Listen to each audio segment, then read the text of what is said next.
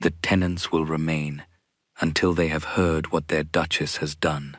Duke Edmund Whitmore's command stopped Arabella halfway to the council chamber doors. Nearly 100 farmers, laborers, and village elders stood beneath the oak gallery, their caps held uneasily against their chests. At the head of the long table, Lady Isolde Marlowe rested one pale hand upon 3 open account books, as though they already belonged to her. Edmund lifted a page bearing Arabella's signature. £12,000 were withdrawn for repairs to the eastern tidal embankment. The work was never completed. A murmur travelled through the chamber. Arabella did not look at the tenants. She could endure her husband's anger, but she would not make frightened families witness her shame while she begged for his trust. "You know why those payments were divided," she said. "The stone had to be purchased from 3 quarries after the first supplier failed, and yet Ravensmere has no receipts from 2 of them," Isolde replied. Her plum-colored gown was immaculate, untouched by the mud that stained Arabella's teal hem. Isolde had spent the morning arranging papers. Arabella had spent it measuring cracks in the embankment. "The receipts were kept in the lower estate office," Arabella said. "Gideon Vane removed that office's records yesterday." The steward stood behind Edmund's chair, lean and motionless in black gloves. A small scar tightened beneath his chin when he answered, "I removed nothing, Your Grace. Her Grace alone possessed the office keys." It was a careful lie wrapped around a fact. Arabella took the silver keyring from her waist and laid it on the table. "Then order the room searched." Edmund's expression hardened. At 36, he still possessed the imposing stillness that had once made Arabella believe he would never act without certainty. His auburn hair caught the candlelight, but his blue eyes held none of its warmth. "This is not the first irregularity," he said. "Grain inventories have fallen. Labor expenses have risen. Several tenants claim you warned them to ignore Mr. Vane's instructions. I warned them not to send loaded wagons over a bridge with a split central support. You undermined my steward before my people. I prevented 3 wagons from falling into the canal. You have an answer for everything," Isolde said softly. Arabella turned toward her. "Only for matters I have examined." Edmund's jaw tightened. That morning, Arabella had asked him to inspect the original contracts before permitting any accusation. He had refused. To investigate would require him to admit that the household he believed firmly under his command might have been governed by lies.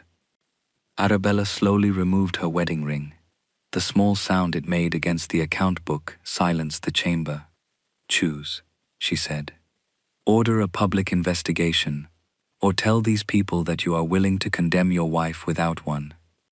For one suspended moment, Edmund looked at the ring rather than at her. Then he turned to the clerk. "Record that the Duchess of Ravensmere is relieved of all estate authority."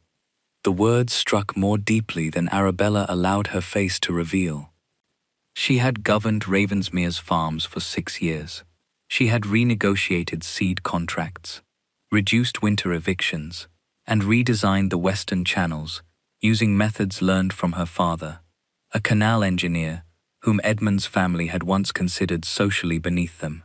Now he erased that work with one sentence.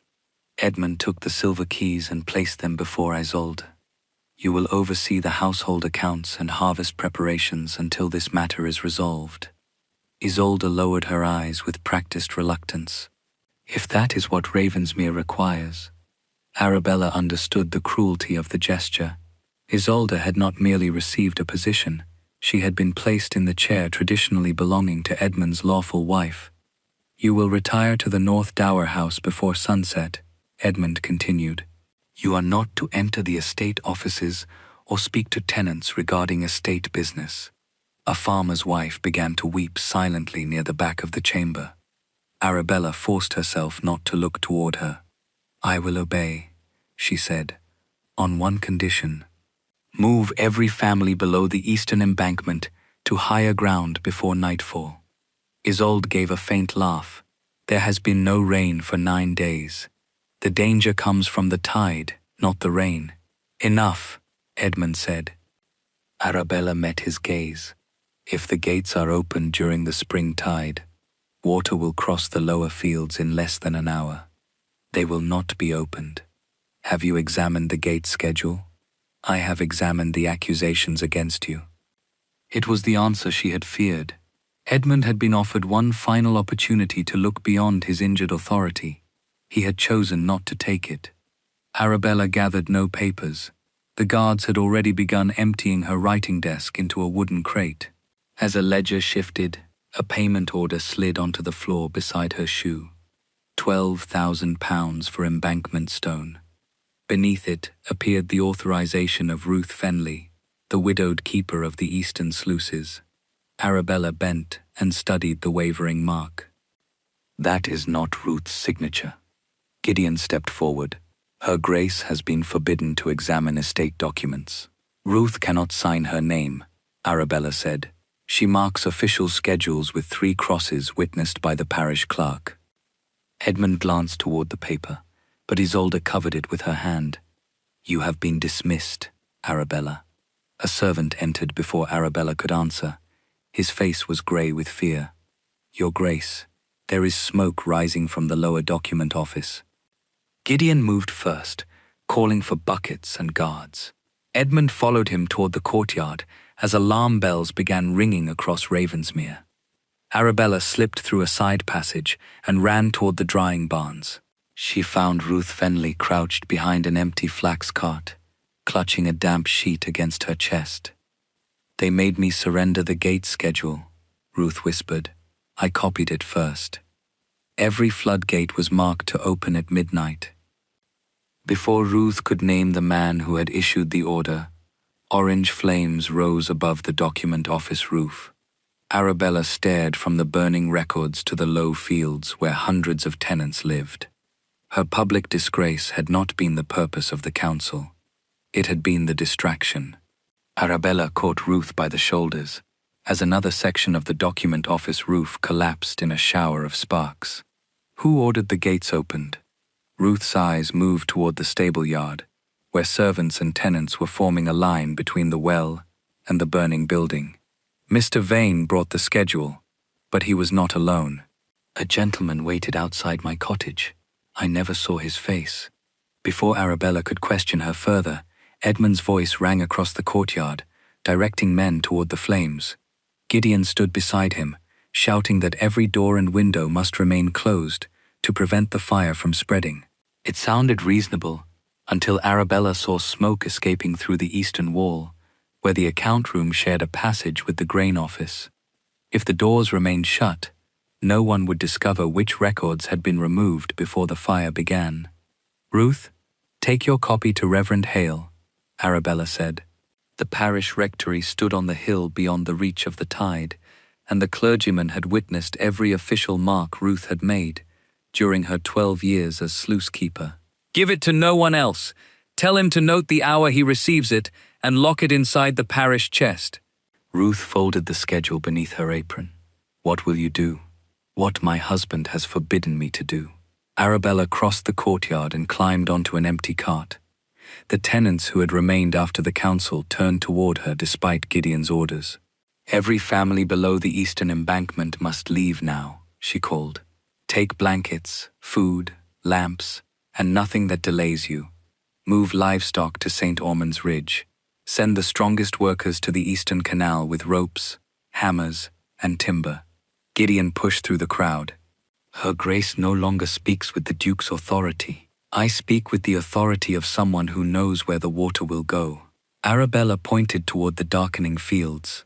You may obey Mr. Vane and wait for the gates to open, or you may move your children before they do. Unease spread through the yard.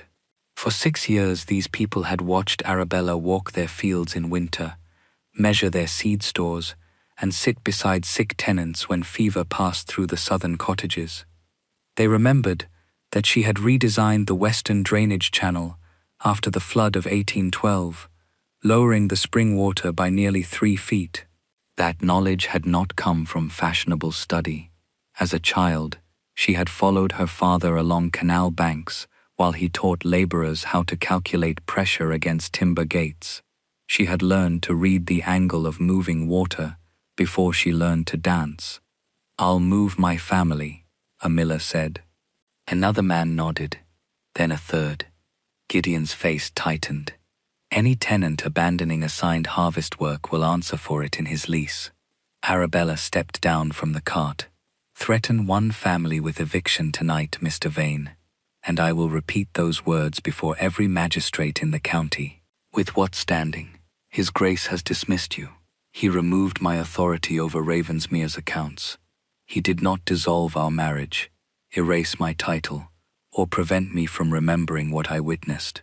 Gideon moved close enough for her to smell smoke clinging to his coat. "You mistake stubbornness for protection, and you mistake my husband's distrust for your safety." Something flickered in his expression before he turned away. The brief reaction confirmed more than denial would have done. Edmund approached with soot darkening one side of his face. "What have you ordered?" "An evacuation. I expressly forbade you from directing the tenants. Then countermand me publicly and accept responsibility for everyone below the embankment." His gaze shifted toward the farmers already running for wagons. "The tide is not due until midnight. The eastern basin will begin filling an hour earlier. If the main gates rise together, the lower village will have less than 40 minutes. "According to Ruth's schedule?" Edmund asked. Arabella realized he had seen the paper in Ruth's hands. "According to the measurements I took this morning." The waterline was 6 inches above the figure submitted by Gideon last week. Gideon joined them. "A natural variation caused by wind. There has been an offshore wind since dawn. It should have lowered the basin." Edmund looked between them, uncertainty briefly disturbing his anger. Arabella waited for him to ask the necessary question. Why had Gideon's report claimed the opposite? Instead, Isolde emerged from the hall, wearing Arabella's silver estate keys at her waist. "The fire has destroyed the receipts that might have proved your innocence," she said. "How fortunate that you noticed it so quickly." The accusation was quiet, but several servants heard it. Edmund's uncertainty vanished behind wounded pride. "Go to the dower house, Arabella. Do not force me to have you escorted." The words ended whatever hope remained, that private loyalty might survive public humiliation. Arabella looked at the man she had once loved, then at the keys hanging from Isolde's gown. "I will leave Ravensmere Hall," she said, "but I will not abandon the families your decision has placed in danger. If you send guards after me, they will have to arrest their duchess while she is carrying children out of a floodplain." She walked away before Edmund could answer. At the north arch, a young kitchen maid named Nell slipped from the shadows and pressed a scorched scrap of paper into Arabella's palm.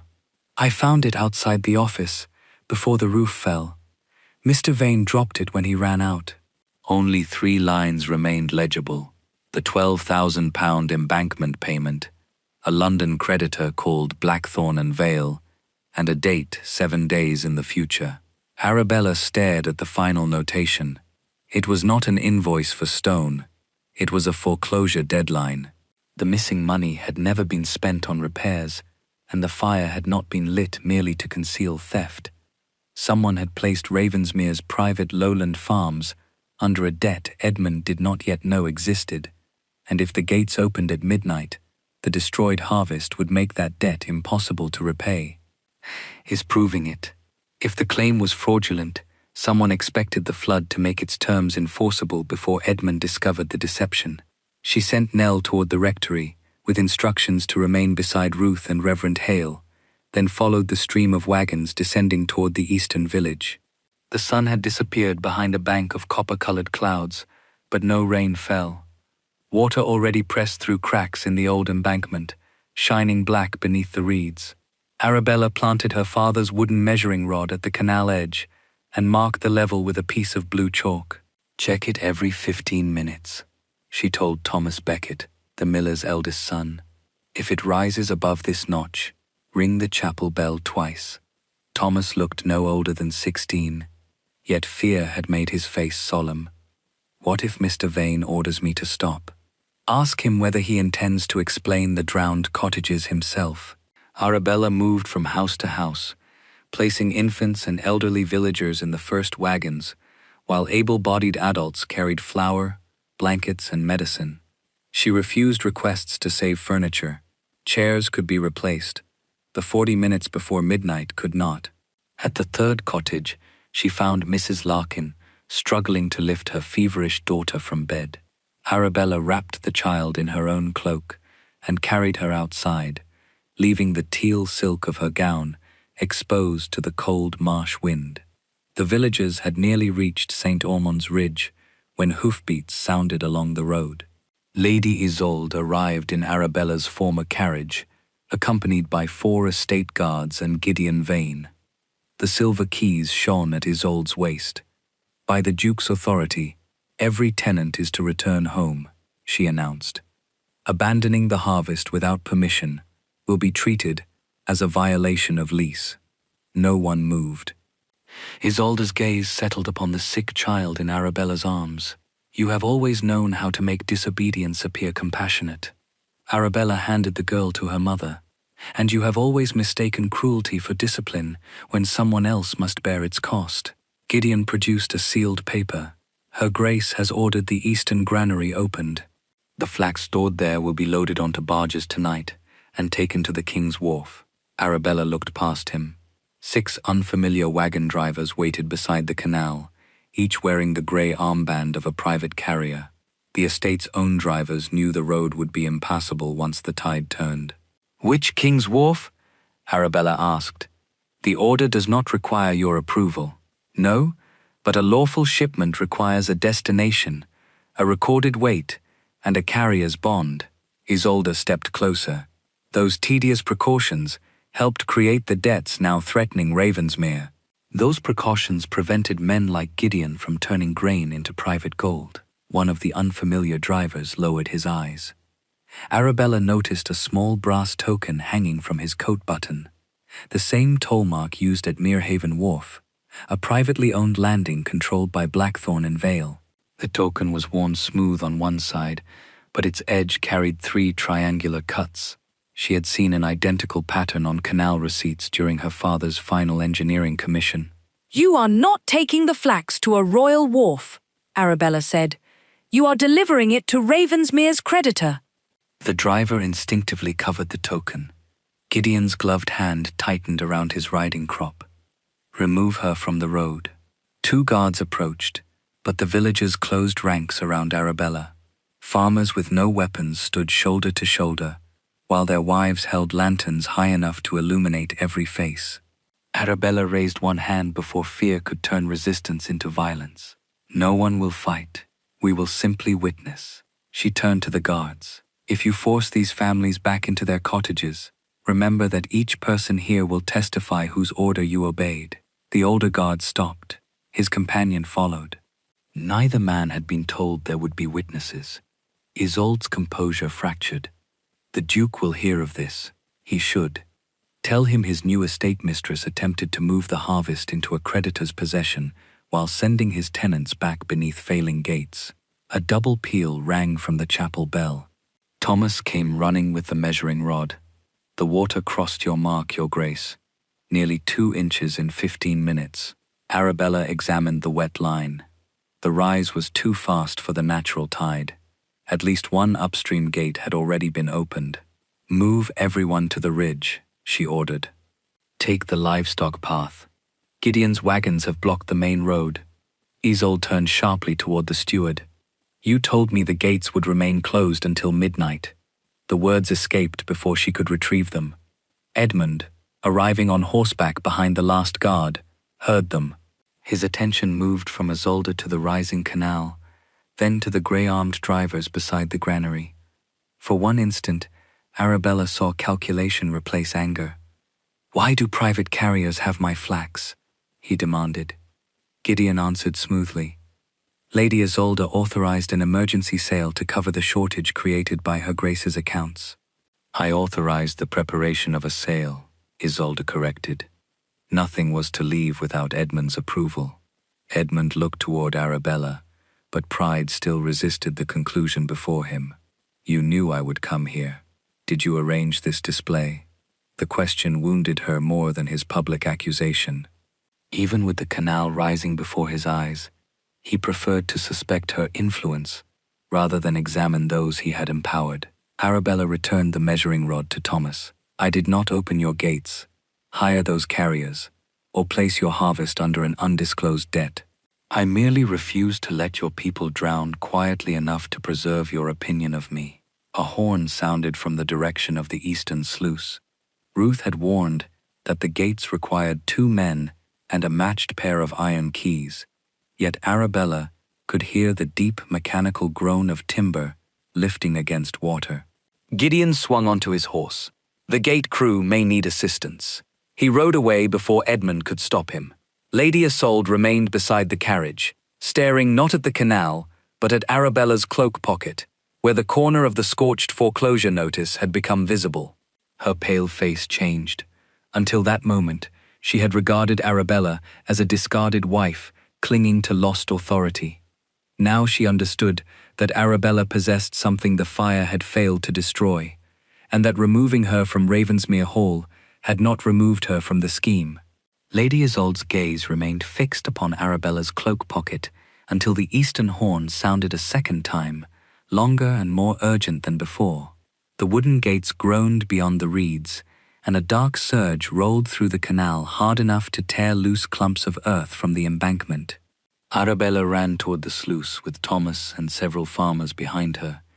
Edmund called her name, but she did not slow. By the time they reached the gatehouse, water had covered the lower steps and was striking the timber doors with the force of a battering ram. One gate stood halfway open. The other remained closed, twisting the central frame beneath unequal pressure.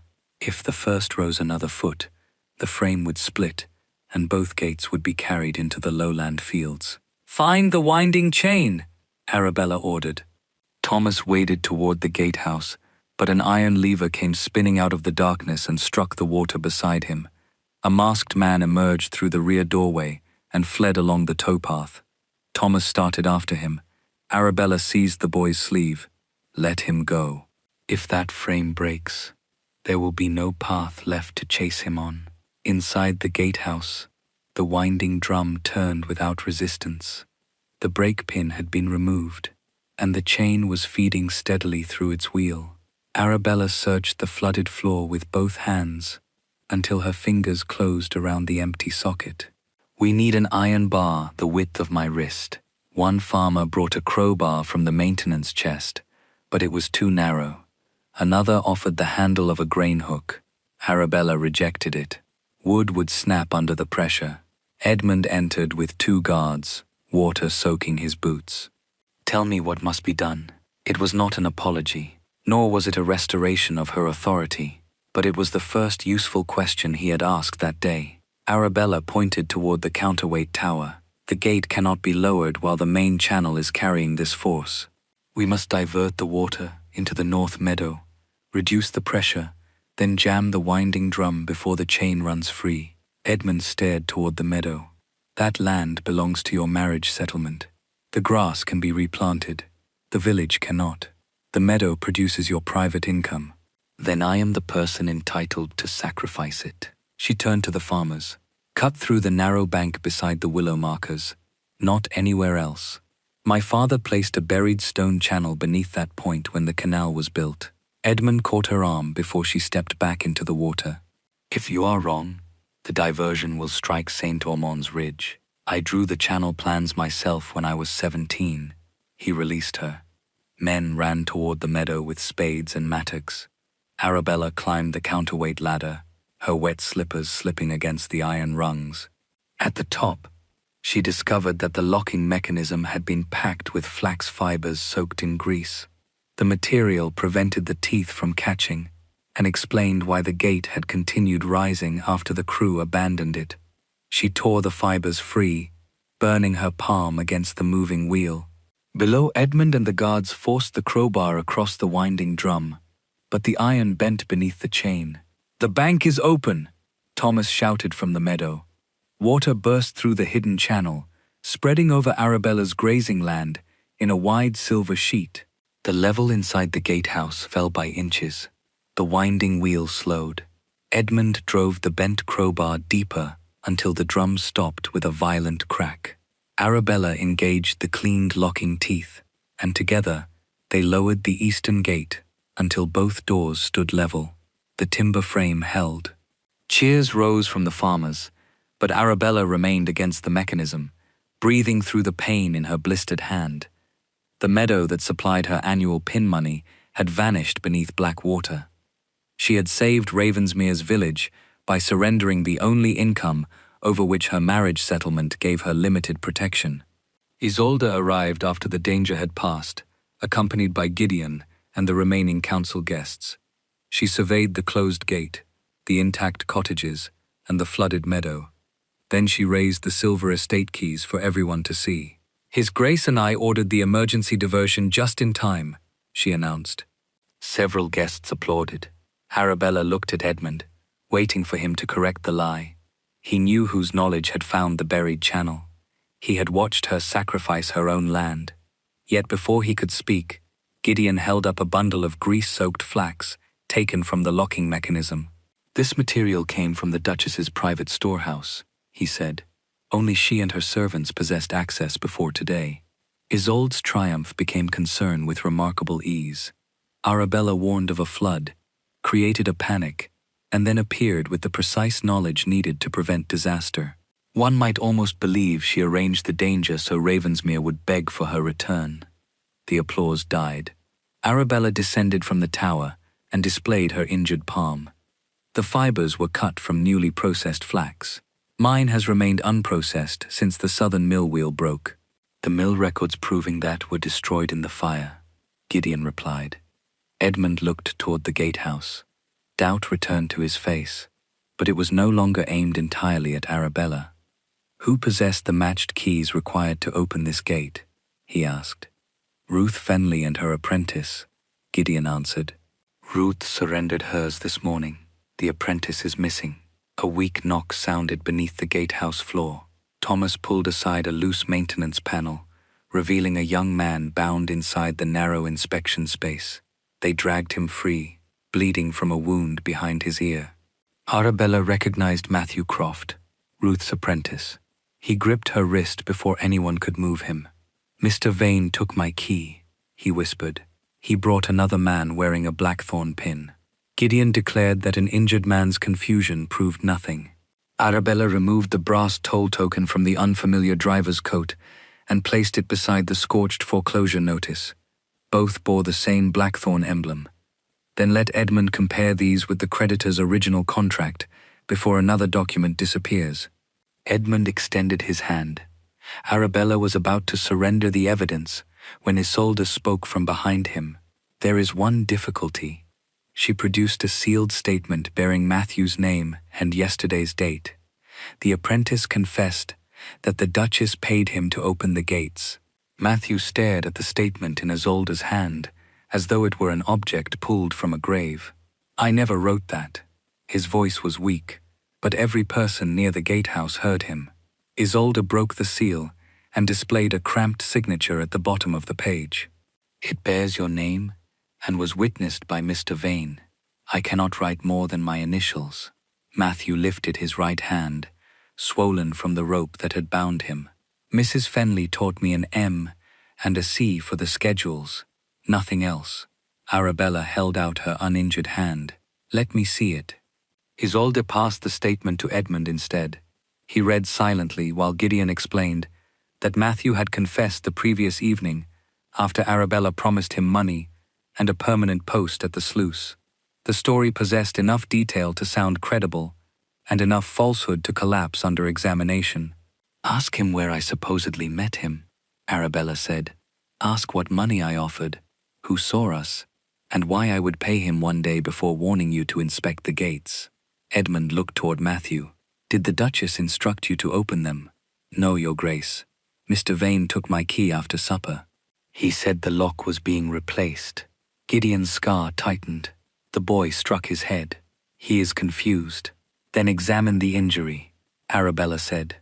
"A physician can determine whether it came from a fall or a blow." Lady Isolde drew closer to Edmund.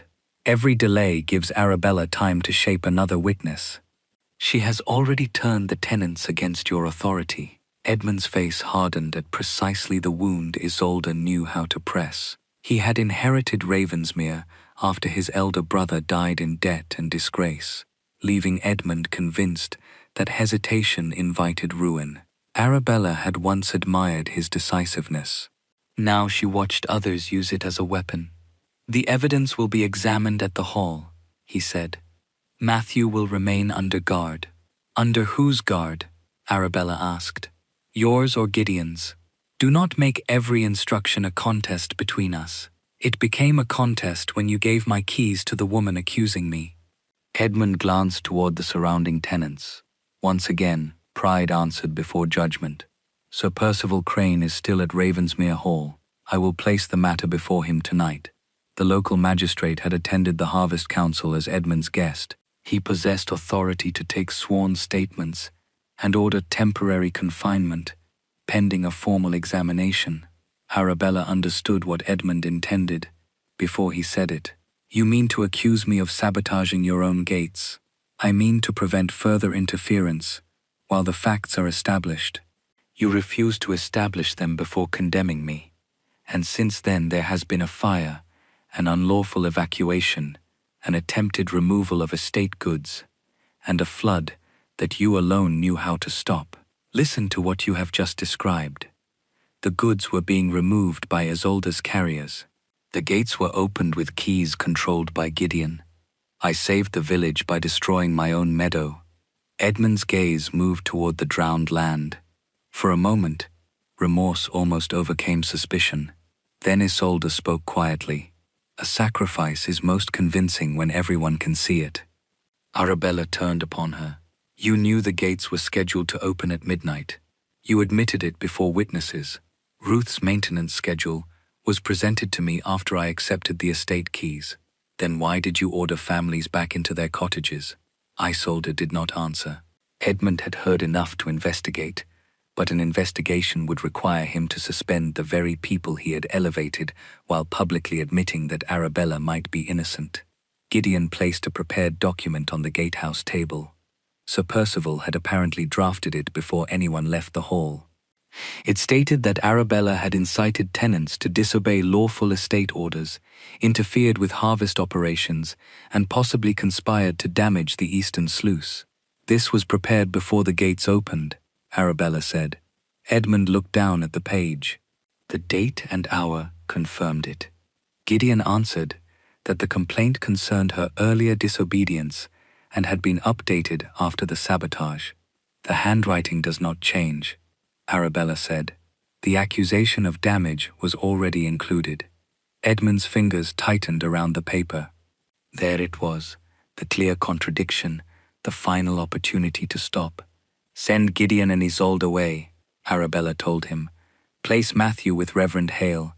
Give me 1 hour with the original contracts and the gate records. If I cannot show you where the accounts were altered, I will go to the dower house without resistance." Edmund looked at his wife's burned hand, Matthew's bound wrists, and the statement created before the crime it described. He could have chosen delay. Instead, the watching tenants and his own earlier declarations made retreat feel like humiliation. He signed the complaint. Sir Percival, summoned from the carriage, ordered Arabella confined to the North Dower House until the morning examination. Edmund then issued a second order granting Isolde full control of movable crops and authorizing Gideon to negotiate emergency credit in Ravensmere's name. With those signatures, the people suspected of engineering the crisis gained legal possession of the harvest and access to the estate seal. Arabella's remaining hope for her marriage ended not when the guard touched her arm, but when Edmund refused to meet her eyes. She gave the brass token and scorched notice to Thomas in the confusion, closing his fingers around them beneath her ruined cloak. "Take these to Reverend Hale. Keep Matthew and Ruth together, and let no one move them without the magistrate's written order." Thomas nodded, frightened but determined. Arabella no longer intended to prove herself worthy of Edmund's trust. She intended to protect the witnesses, expose the debt, and secure whatever remained of her settlement before his choices placed all three beyond recovery. As the guards escorted her toward the dower house, a procession of black carriages appeared on the northern road. Behind them came 12 empty barges flying the Blackthorn emblem. The creditors had not arrived 7 days early by chance. They carried a sealed writ authorizing them to seize Ravensmere's flax before dawn. The black carriages passed Arabella beneath an escort of hired constables, their wheels cutting deep grooves into the road she had travelled as Duchess of Ravensmere only hours earlier. At their head rode Mr. Lucius Blackthorn, a narrow-faced solicitor whose silver-topped cane bore the same emblem as the brass toll token now hidden with Reverend Hale. He did not look toward Arabella as the guards took her through the rusted gates of the North Dower House. He had no need to acknowledge a woman Edmund had publicly stripped of authority. From an upper window, Arabella watched the 12 barges enter the estate canal and moor beside the eastern granary. Labourers wearing grey armbands immediately began loading Ravensmere's flax beneath Isolde's supervision. Gideon stood at the landing with the silver estate keys and Edmund's newly signed authorization. The scheme was moving openly now because Edmund's decision had transformed suspected thieves into legal representatives of the Duke. Mrs. Wren, the elderly caretaker of the dower house, brought Arabella dry clothing and a basin for her burned hand. "They say the creditors own the harvest," she whispered. "They say the Duke has no money to pay the wages."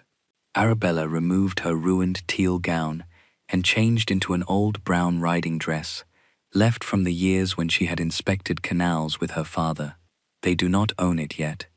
They intend to make ownership unavoidable. A guard outside refused to deliver a message to Edmund, so Arabella asked Mrs. Wren for the dower house account chest. The woman hesitated. His Grace ordered every estate paper surrendered. "These are not estate papers. The meadow and this house were assigned for my maintenance under the marriage settlement." Inside the chest, Arabella found 6 years of rental statements, repairs, and tax receipts. Her flooded meadow appeared in each document as privately settled land, administered for her benefit by 2 trustees. Edmund could not lawfully pledge it as ordinary Ravensmere property without their consent.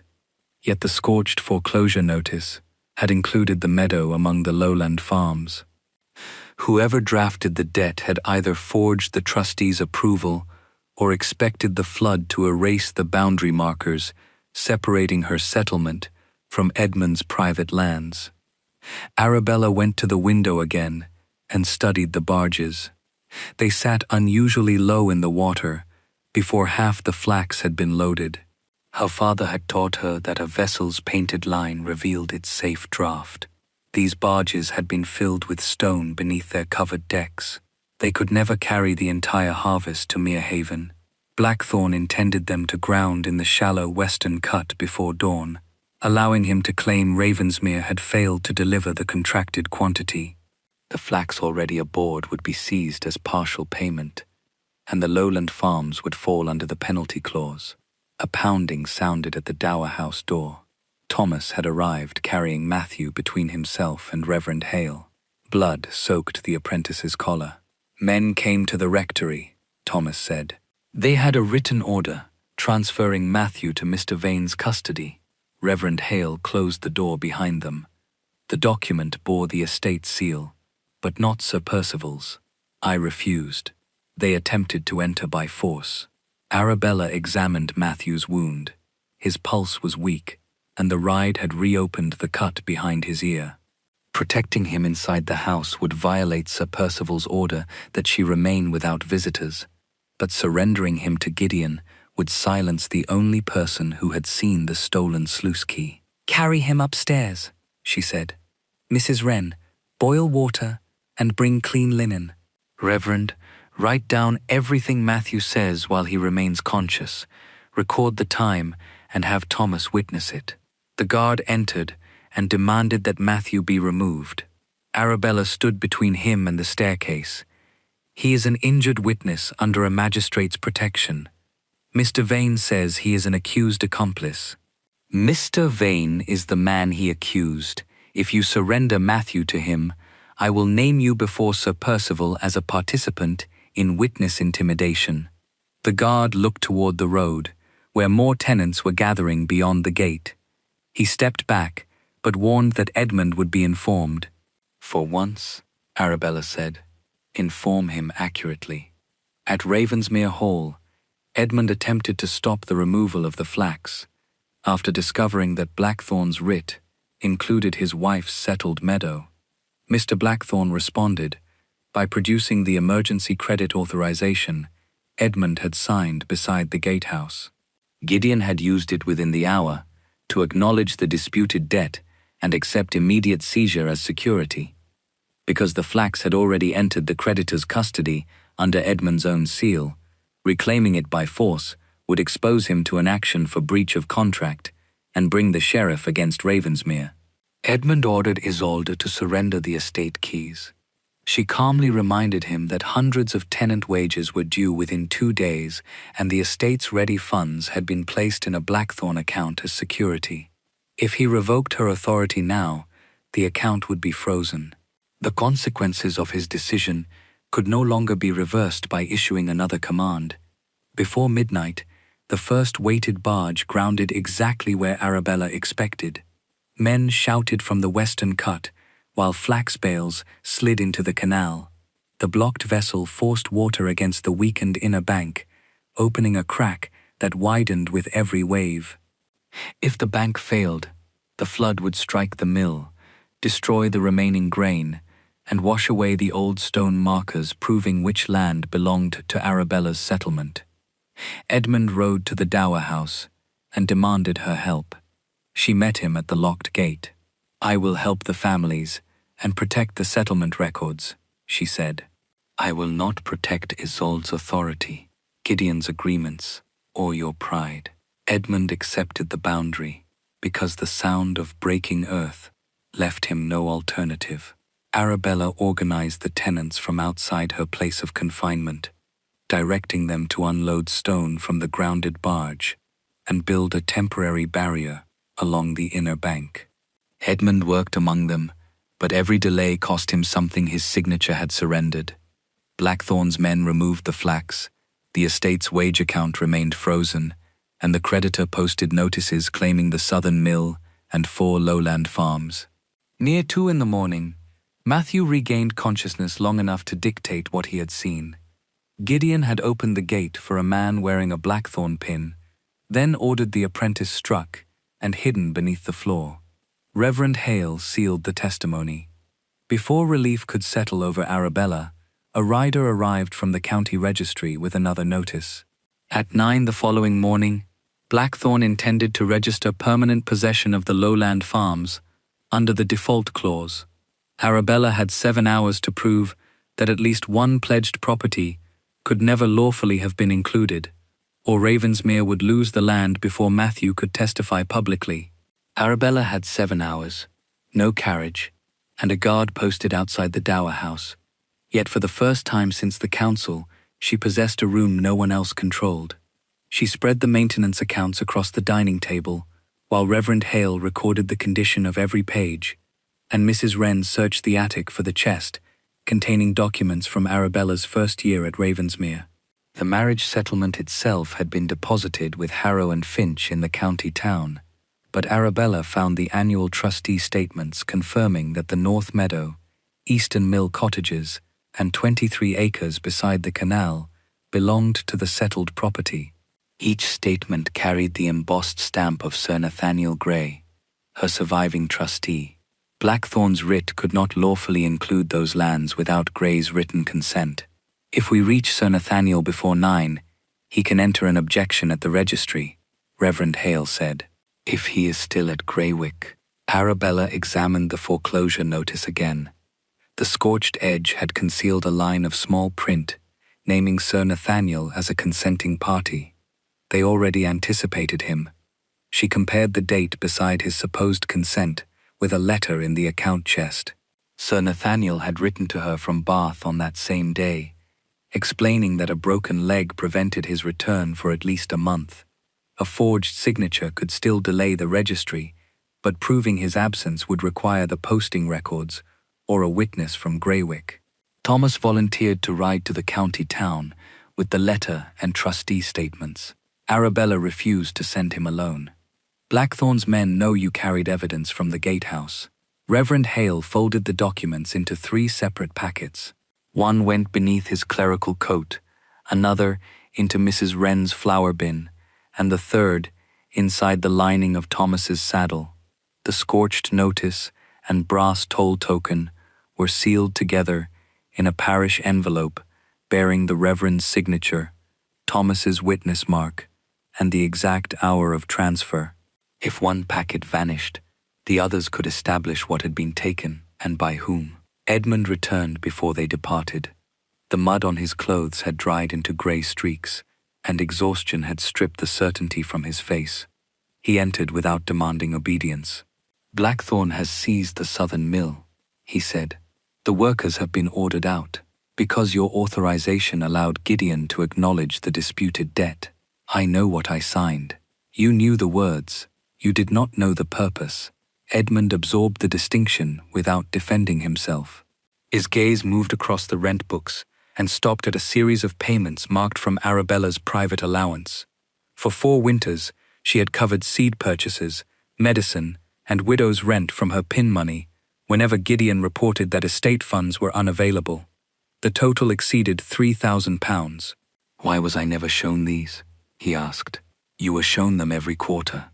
Gideon removed the payments from the summaries and described the improvements as savings produced by his management. Edmund found his own initials at the bottom of each shortened report. He had approved them without requesting the supporting accounts. "You kept Ravensmere solvent while I praised him for doing it. I kept families fed. Ravensmere benefited." He looked at her burned palm. "And I accused you of stealing from them." Arabella did not soften the truth for him. Yes, outside, the frozen wage account had driven frightened laborers to gather near the hall. Some blamed the creditors. Others blamed Arabella because Isolde had ordered notices posted claiming the duchess's fraud had created the debt. Edmund offered to revoke the complaint against her. "That will not protect Matthew, Ruth, or the records," Arabella said. "If you want my cooperation, Gideon loses access to every key and seal. Isolde's authority ends in writing. Matthew remains with Reverend Hale under Sir Percival's protection, and no witness is questioned without the magistrate present." "Agreed. You will also tell the tenants that the accusation against me has not been proved." Edmund hesitated. A public correction before certainty would damage his standing with the same people who had witnessed his condemnation. Arabella saw the old instinct rising, the need to preserve authority even after authority had produced disaster. "If you hesitate now," she said, "leave. I will proceed without you. I will tell them. Not that questions remain. Tell them you accused me before investigating and that the decision was yours." The cost of her condition appeared in his face. Very well. He signed the revocations at the Dower House table, but when a guard carried them to Ravensmere Hall, Gideon and Isolde were no longer there. They had taken the estate seal, the gate keys, and the original copy of Matthew's false confession. Edmund dispatched riders to every road, while Arabella examined the signature attributed to Sir Nathaniel. The formation was convincing, yet the ink had bled into the parchment in a way genuine legal ink did not. She touched a damp corner to the brown line, then smelled the residue. "Walnut dye mixed with canal salt," she said. Her father had used the same temporary pigment to mark timber, because ordinary ink washed away during construction. Whoever forged the consent had access to canal materials, not merely the estate office. Reverend Hale placed the brass toll token beside the writing. Green corrosion filled its 3 triangular cuts. The same green stain marked the edge of the forged trustee signature, as though the token had been used as a guide beneath the writer's hand. Arabella suddenly understood that the cuts were not random wear. They identified a private loading crew at Merehaven, and the forger had carried the token while preparing the document. If the registry compared the stained contract with the token, Blackthorn's supposedly independent agreement would be connected directly to the men who opened Ravensmere's gate. Edmund ordered his fastest carriage. Sir Percival lifted Arabella's confinement long enough for her to present the objection in person, and they departed with Reverend Hale shortly before dawn. Matthew remained under Mrs. Wren's care, with 2 parish constables at the doors. Halfway to the county town, a rider overtook them. Thomas's empty horse had been found near the Willow Road. The saddle lining had been cut open, and the packet containing the trustees' statements was gone. Pinned to the leather with Arabella's own wedding ring was a message from Isolde: "Withdraw the objection before 9, or Matthew Croft would never reach the magistrate's hearing alive." Arabella read Isolde's message twice, then folded it around the wedding ring without allowing her hands to tremble. "Matthew is still at the Dower House," Edmund said. "2 parish constables are guarding him. Isolde knows that," Arabella replied. "The threat is meant to make us turn back, which means she needs the registry completed before Matthew can speak." Thomas remained missing, but abandoning the objection would not save him. It would only reward the people who had taken him. Arabella ordered the rider to return with 6 men, secure every entrance to the Dower House, and move Matthew into St. Ormond's vestry under Sir Percival's written protection. No one is to travel alone, and no message is to be accepted unless Reverend Hale recognizes the bearer. Edmund watched her give the instructions. "And Thomas, we protect the witness whose location we know. Then find the boy without surrendering everything he risked himself to preserve." The carriage reached the county registry shortly after 8. Blackthorn was already waiting inside the crowded stone chamber with Gideon, Lady Isolde, and 3 London attorneys. Farmers from the disputed lands had gathered outside after notices of seizure appeared on their doors. Isolde wore Arabella's silver keys and entered beside Blackthorn, as though she had already become mistress of Ravensmere in more than name. The registrar placed the creditor's contract upon the central desk.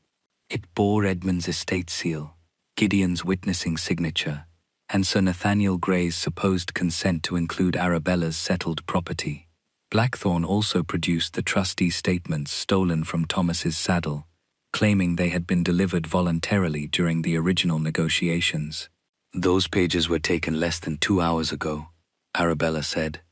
"The Reverend recorded their custody before we left the Dower House." Reverend Hale presented his written inventory, but Blackthorn dismissed it as the work of a clergyman personally loyal to the Duchess. "Her Grace has encouraged tenants to rebel, fabricated warnings of flood, and bribed a sluice apprentice," he announced. "Now she asks this office to reject a lawful debt because the consequences of her own fraud have become inconvenient." Isolde placed Matthew's false confession beside the contract. The registrar read both documents while murmurs spread through the chamber. Arabella produced the brass toll token and scorched foreclosure notice, but Blackthorn argued that any carrier employed at Merehaven might possess such a token. The green stain along the forged signature was suggestive, not conclusive. Without Sir Nathaniel present, or a certified copy of the marriage settlement, the registrar would not suspend the entire claim solely upon Arabella's accusation. At 8:30, the chamber doors opened, and Sir Percival entered with a report from Ravensmere. Thomas had been found alive in a drainage ditch, his wrists bound and his head bruised. He had seen only Gideon's carriage before a cloth was pulled over his face. The stolen packet had not been recovered. Isolde expressed shock with faultless grace. "Arabella's agitation has made every servant on the estate suspicious of innocent travelers. A boy was abducted while carrying evidence against you," Arabella said. "That is not agitation." Isolde turned toward the assembled landowners. "This is what she does. Every contradiction becomes a conspiracy, every accident becomes proof, and every person who questions her becomes an enemy." For several minutes, it appeared to work. Blackthorn's attorneys emphasized Edmund's signatures, Arabella's removal from authority, and Sir Percival's complaint against her. The registrar announced that unless an authenticated objection appeared before 9, possession would be entered provisionally, In Blackthorn and Vale's name, Edmund stepped forward. Then let the record include how those signatures were obtained. Blackthorn warned him that challenging his own authorization would expose Ravensmere to further damages. Edmund continued. Before the registrar, tenants, creditors, and neighboring landowners, he admitted that he had accused his wife without examining the original accounts.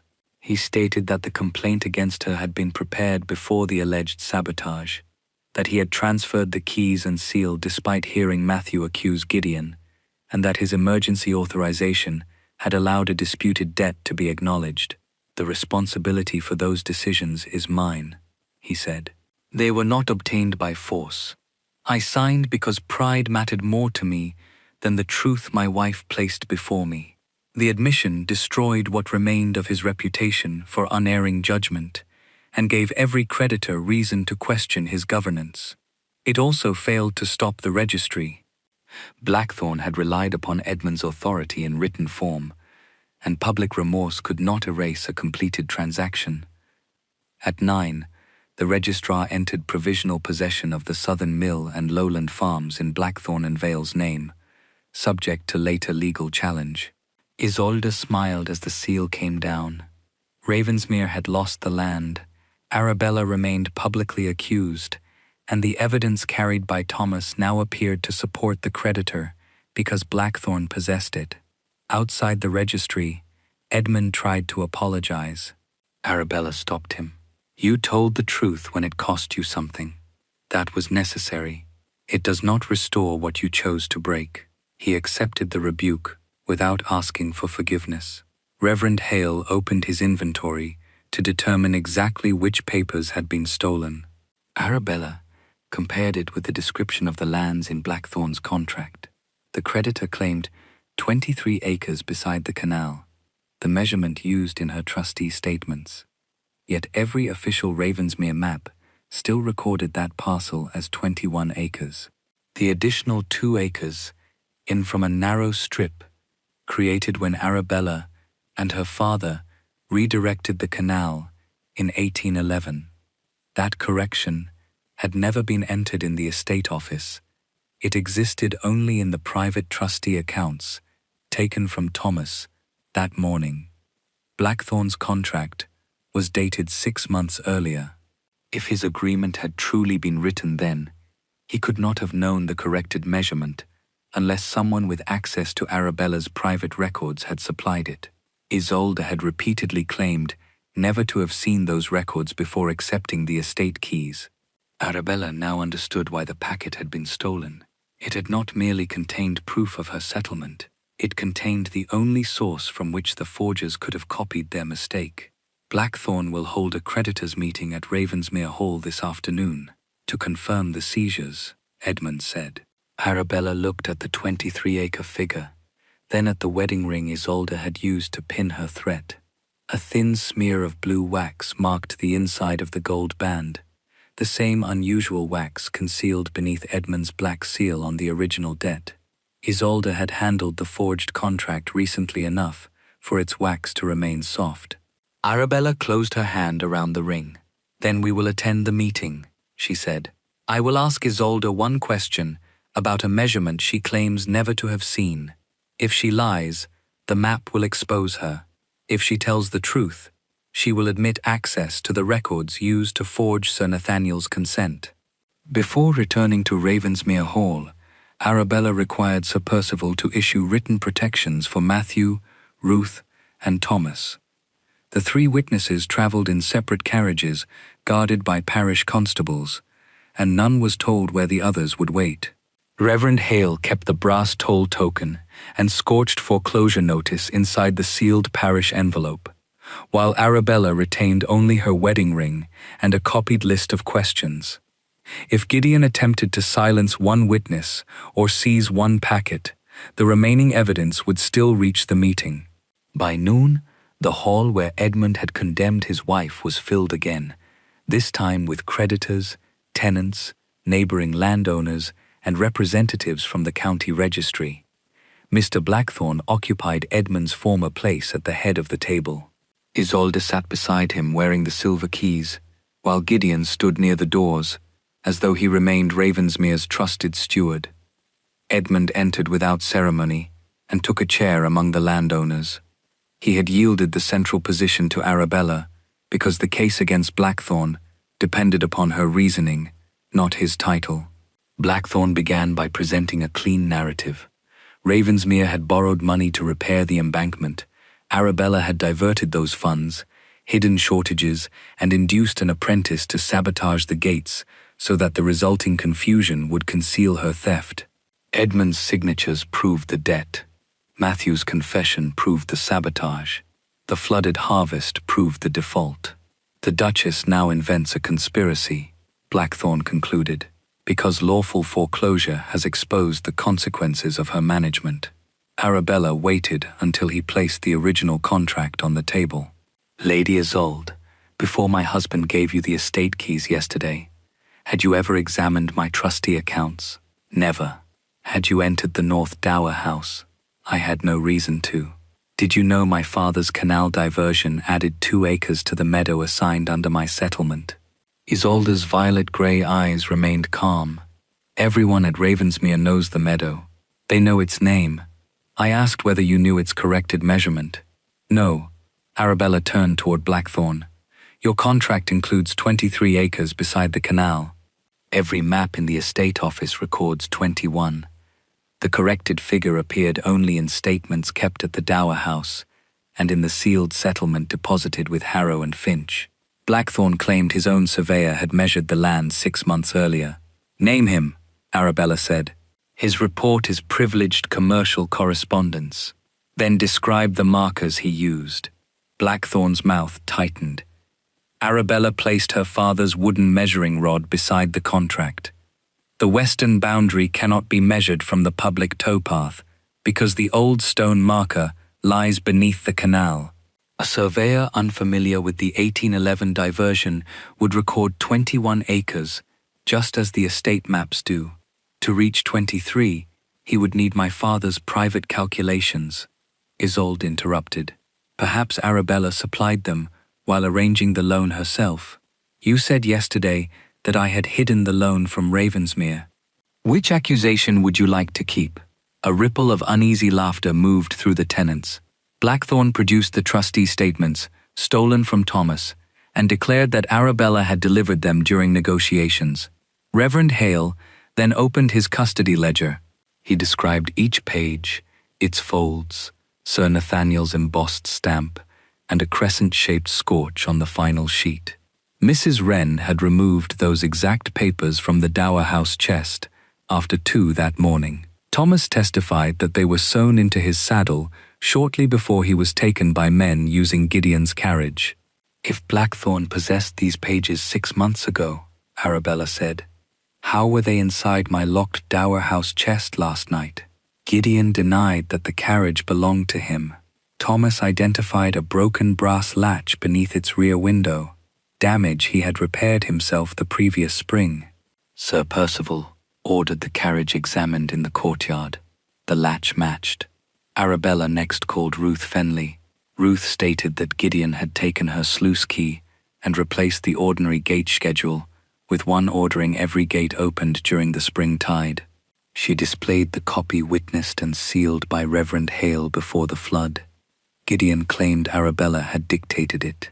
I cannot write, Ruth said, holding his gaze, but I know the difference between the crosses I made and the fine letters you forged above my name. Matthew entered with a bandage around his head. He identified Gideon as the man who took his matched key and described the Blackthorne pin worn by the second man at the gatehouse. Blackthorne dismissed the pin as a common business emblem. Arabella asked Reverend Hale to produce the brass toll token. Its 3 triangular cuts contained the same green corrosion found along Sir Nathaniel's forged consent. She then placed her wedding ring beside it. Blue wax marked the inner band. Lady Isolde used this ring to pin a threat to Thomas's saddle after the trustee papers were stolen, Arabella said. The blue residue matches the wax beneath Edmund's black seal on the contract. Isolde's composure finally broke. The ring must have touched the document when Arabella handled it. I removed it at the Harvest Council. The contract was never shown to me. Then, Edmund carried the wax to you." Arabella looked toward her husband. He rose only to authenticate his own conduct. He stated that he had never seen blue wax on the contract before the debt was challenged, had never known the corrected 23-acre measurement, and had never authorized Gideon to obtain Arabella's private trustee records. He also admitted that Isolde had possessed the estate seal after he removed it from Arabella's control. Blackthorne still insisted that coincidence and hostile witnesses proved no forgery. "Then let us remove coincidence," Arabella said. She asked Isolde one final question. "When did Sir Nathaniel Grey consent to pledge my meadow?" Isolde answered too quickly. "On the 14th of March, at Greywick House, in the presence of Mr. Blackthorne and Gideon." Blackthorne turned toward her, but the statement could not be withdrawn. Arabella had never asked where the consent was signed. The contract merely gave a date. Isolde had supplied a location and witnesses because she knew how the false scene had been constructed. "Sir Nathaniel was not at Greywick on the 14th, Arabella said. "He had already left for Bath after breaking his leg." Isolde claimed the Bath letter had been fabricated. At that moment, a clerk from Harrow and Finch entered, carrying the sealed original marriage settlement, Sir Nathaniel's travel affidavit, and the firm's signature register. He placed them before Sir Percival. The magistrate broke the seal and unfolded the authenticated signature Sir Nathaniel had made 3 days after the supposed meeting at Greywick. Arabella laid the creditor's contract beside it. One final comparison would determine whether Blackthorne's claim rested upon a lawful consent or a deliberate forgery. The Harrow and Finch clerk placed Sir Nathaniel Grey's authenticated signature beside the consent attached to Blackthorne's contract. The difference was visible even before he explained it. Sir Nathaniel formed the final letter of his surname in a closed loop and marked every legal consent with a small diagonal stroke beneath the date, a safeguard recorded in the firm's register 20 years earlier.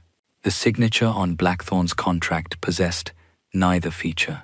More importantly, the original marriage settlement required the consent of both Sir Nathaniel and Harrow and Finch before any portion of Arabella's settled property could be pledged. The bank had given no such consent.